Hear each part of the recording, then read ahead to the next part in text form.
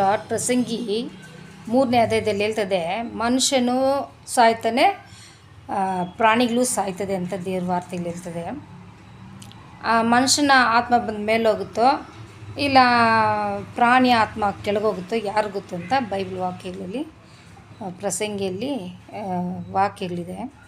ಅದಕ್ಕೆ ನಾವು ಹೇಳ್ತೀವಿ, ಸ್ವಲ್ಪ ದಿನ ನಾವು ಜೀವನ ಮಾಡೋದು, ಆ ಸ್ವಲ್ಪ ದಿನದಲ್ಲಿ ನಾವು ದೇವ್ರಿಗೋಸ್ಕರ ನಾವು ಬಾಳ್ಕೆ ಮಾಡೋಣ. ಅಂದರೆ ಪರಿಶುದ್ಧವಾಗಿ ದೇವರ ಭಯ ಭಕ್ತಿಯಲ್ಲಿ ನಾವು ಜೀವನ ಮಾಡೋಣ. ಅದೇ ದೇವ್ರ ವಾರ್ತೆಯಲ್ಲಿ ಹೇಳ್ತದೆ, ದೇವರಿಗೆ ಭಯಭಕ್ತಿ ಉಳ್ಳವರಾಗಿರಬೇಕೆಂಬುದೇ ಕಾರಣ. ಇಷ್ಟೆಲ್ಲ ಕಾರಣ ಏನಂದರೆ ನಾವು ದೇವರಿಗೆ ಭಯಭಕ್ತಿಯಿಂದ ನಡ್ಕೊಬೇಕು. ಯಾಕಂದರೆ ಆತನು ಬರುವಂಥ ಸಮಯದಲ್ಲಿ ನಮ್ಮನ್ನು ಪ್ರತಿಯೊಂದು ಮನುಷ್ಯನನ್ನು ನಿಲ್ಲಿಸಿ ನ್ಯಾಯಸ್ಥಾನದಲ್ಲಿ ನ್ಯಾಯ ಕೇಳ್ತಾರಂತೆ. ನ್ಯಾಯ ತೀರಿಸುವ ದೇವರಾಗಿದ್ದಾರೆ.